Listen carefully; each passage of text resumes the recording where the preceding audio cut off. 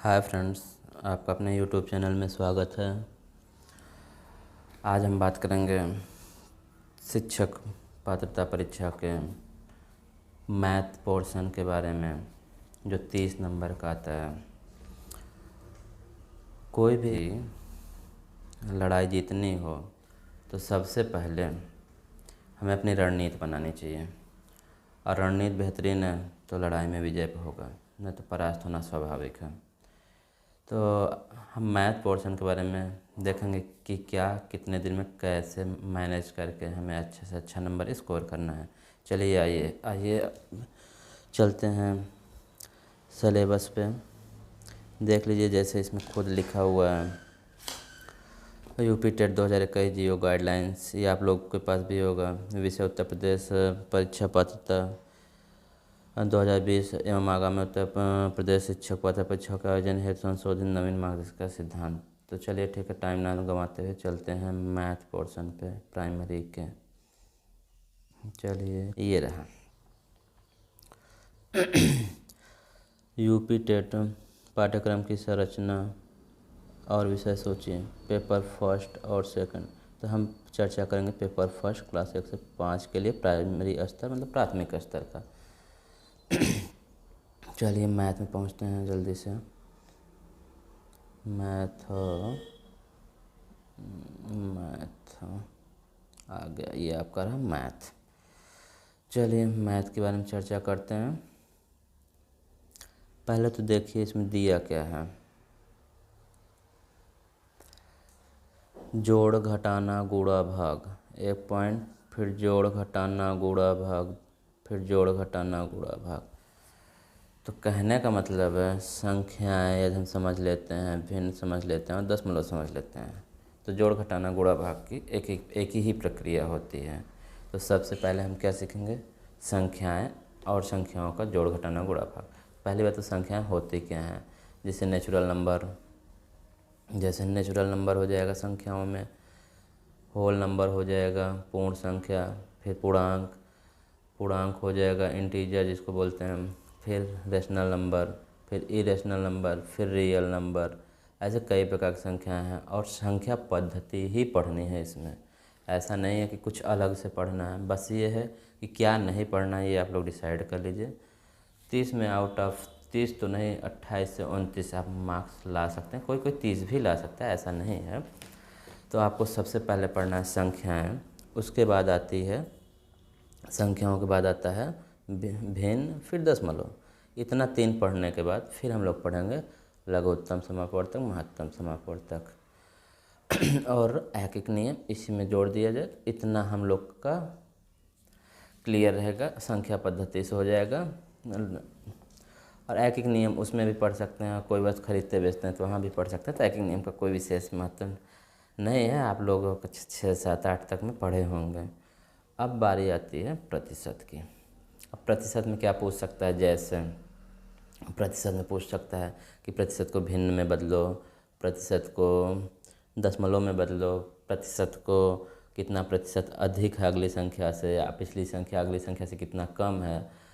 और इसी type basic concepts लेते हुए और हम आगे बढ़ते जाएंगे, और प्रतिशत टेट से 1-2 स्टेप ऊपर तक की पढ़ लेंगे, जिससे जो भी एग्जाम में पूछा जाए हम लोग उसको हल कर पाएँ।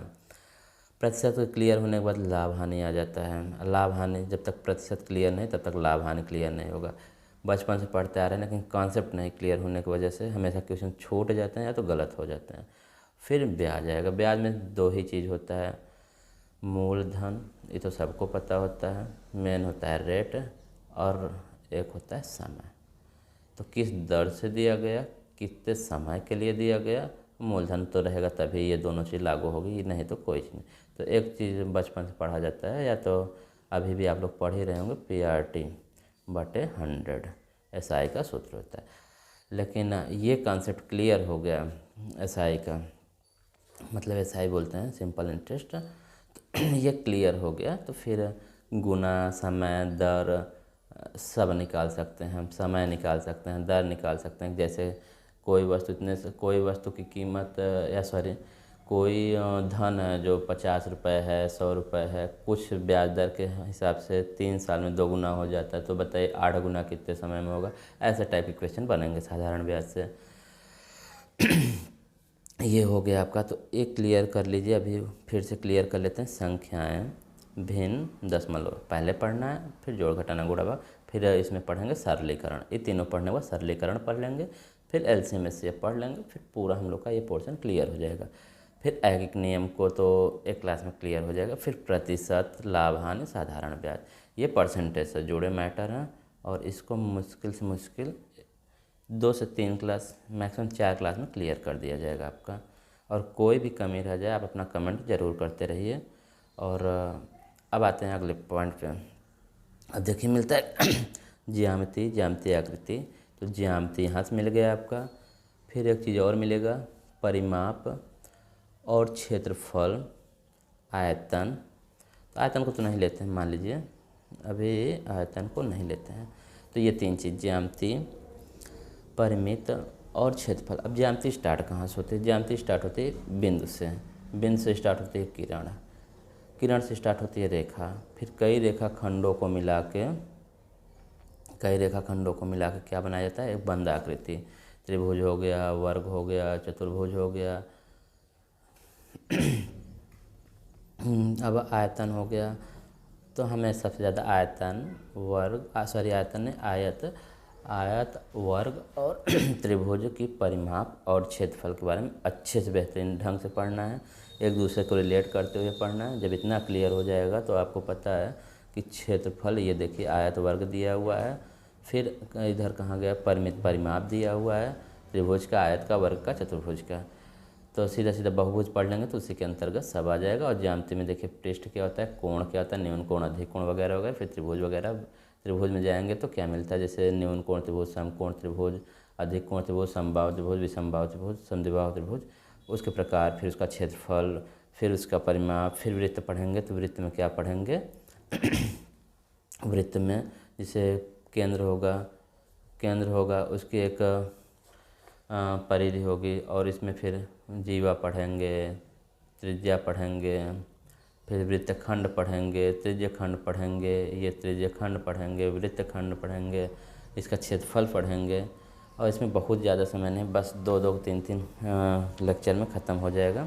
तो आप यहाँ से क्लियर कर लीजिए, यहाँ से क्लियर करिए कि ज्यामिति, फिर ज्यामिति परिमाप, फिर क्षेत्रफल और आयतन। आयतन उसके बाद की स्टेप हो जाती है, लेकिन एक दूसरे से रिलेटेड है।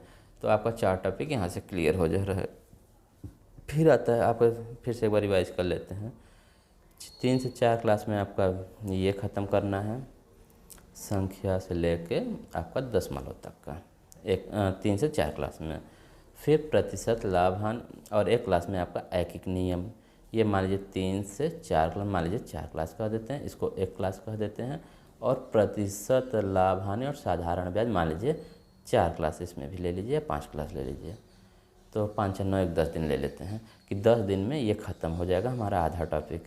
अब नीचे चलते हैं। अब यहाँ से एक टॉपिक 1, 2, 3 और 4, इन 4 को ख़त्म करने में मुश्किल से मुश्किल 5 क्लास लग जाएगी, या 4 क्लास ले सकते हैं। 4 से 5 में एकदम क्लियर हो जाएगा। बस एक चीज़ रहे, आप लोग प्रैक्टिस करते रहिए और ये क्लियर हो जाएगा आपका। अब बचा आंकड़े, अब बचता है आपका आंकड़े, कैलेंडर, मापन, धन, रुपया। तो धन और मापन एक क्लास में ख़त्म हो जाएगा।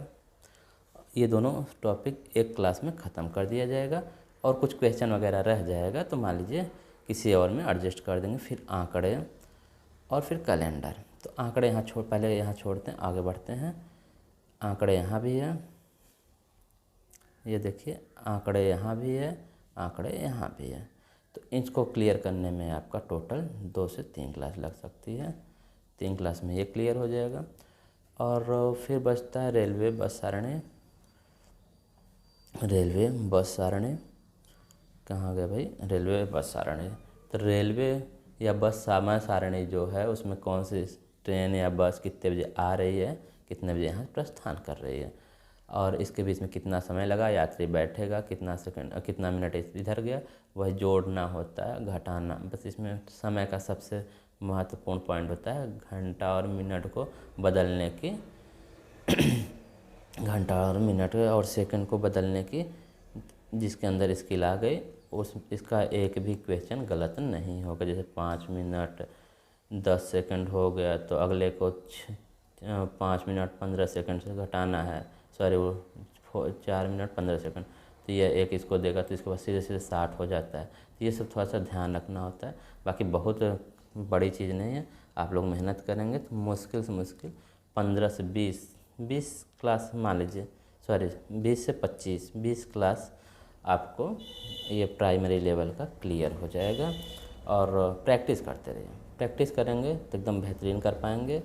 बाकी यदि इसमें कोई भी आपको त्रुटि लगी हो और कोई भी चीज़ पूछना हो आप कमेंट करिए, कमेंट में ज़रूर आपका कमेंट बॉक्स में आपका ज़रूर जवाब देंगे। या तो कोई भी क्वेश्चन है आप कमेंट में पूछ सकते हैं, कोई भी कमी रह गई हो तो भी पूछ सकते हैं। धन्यवाद। अब मिलते हैं अगली वीडियो में। धन्यवाद। आपका दिन शुभ रहे।